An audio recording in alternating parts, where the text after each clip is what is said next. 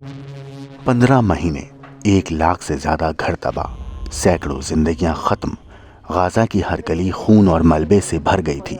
लेकिन अब जब बंदूकों की आवाज़ थम चुकी है, क्या जिंदगी सच में पटरी पर लौट पाएगी, या ये सन्नाटा सिर्फ अगली जंग से पहले की खामोशी है? ये कहानी सिर्फ गाजा की नहीं है, ये कहानी है उस इंसानियत की जो हर धमाके के बाद उठ खड़ी होती है। लेकिन कैसे? आइए समझते हैं इस संघर्ष, सीज फायर और इंसानियत की कहानी को।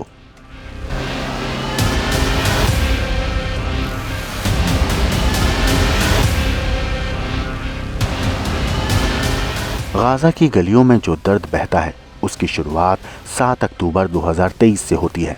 हमास ने इजराइल में हमला कर 1200 से ज़्यादा लोगों को मार दिया और 251 लोगों को बंधक बना लिया।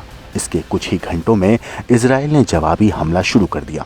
एक तरफ बमबारी से उजड़ी बस्तियां थीं, दूसरी तरफ वो परिवार जो अपने अपनों को खो चुके थे। पर क्या ये जंग वाकई किसी का भला करती है? फिर आया 15 जनवरी 2025 का दिन, जब आखिरकार एक समझौता हुआ। समझौता हमास और इजराइल के बीच। हमास और इजराइल ने 3 चरणों की सीज फायर डील पर सहमति जताई। पहला फेज 19 जनवरी से शुरू हुआ। हर इजरायली बंधक के बदले फिलिस्तीनी कैदियों को रिहा किया गया। ये अदला बदली सिर्फ इंसानों की नहीं, बल्कि जख्मों और उम्मीदों की थी। लेकिन क्या यह वाकई स्थायी शांति की शुरुआत थी?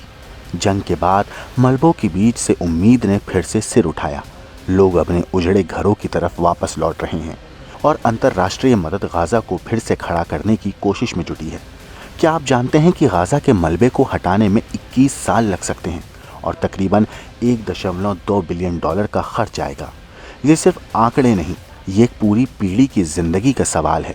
करीब 15 महीनों तक चली जंग जब थमी, तो गाजा में बमबारी का शोर भी थमा और फिर से यहाँ की फिजा में अजान की आवाज़ गूंजने लगी। सीज फायर होने के बाद, यानी कि अरसे के बाद, बड़ी तादाद में लोग पहली बार जुमे की नमाज के लिए जमा हुए। हालांकि इजरायली हमले में बर्बाद हो चुकी मस्जिद के बाहर ही लोगों ने नमाज अदा करी।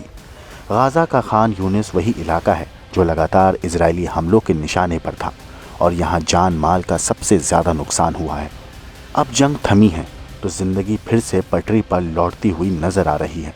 जो लोग अपने घरों को छोड़कर जा चुके थे वो वापस लौट रहे हैं, तो वहीं दूसरी तरफ गाजा को फिर से संवारने के लिए अंतर्राष्ट्रीय मदद को भी युद्ध स्तर पर तेज़ कर दिया गया है। हालांकि युद्ध ने गाजा को इस कदर तबाह कर दिया है कि गाजा में बस्तियों के नक्शे ही बदल गए हैं। इमारतें, सड़कें, गलियां, पार्क, बाजार, ज़मीन, हर हिस्सा हमले की भेंट चढ़ गया और पूरा गाजा मलबे का ढेर भर रह गया है। एक सर्वे में बताया गया है कि केवल मलबे को गाजा से हटाने में 21 साल लंबा वक्त लग सकता है और $1.2 बिलियन का खर्च आ सकता है। संयुक्त राष्ट्र की एक रिपोर्ट में बताया गया है कि जंग की वजह से गाजा करीब 69 साल पीछे चला गया है। हालांकि हमास इजराइल के 4 बंधकों को रिहा करेगा।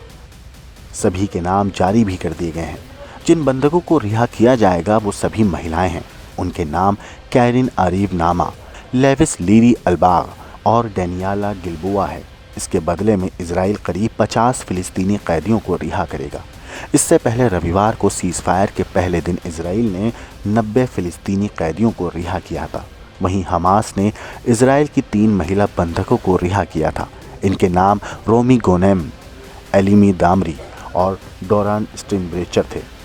इस बीच गाजा में बंधक बनाए गए लोगों के रिश्तेदारों ने इजराइल के प्रधानमंत्री बेंजामिन नेतन्याहू से सभी शेष बंधकों की रिहाई करने की अपील की है। पर सवाल ये है, क्या ये सीज फायर आखिरी होगा या फिर ये जंग बस एक ठहराव के बाद फिर से लौटेगी?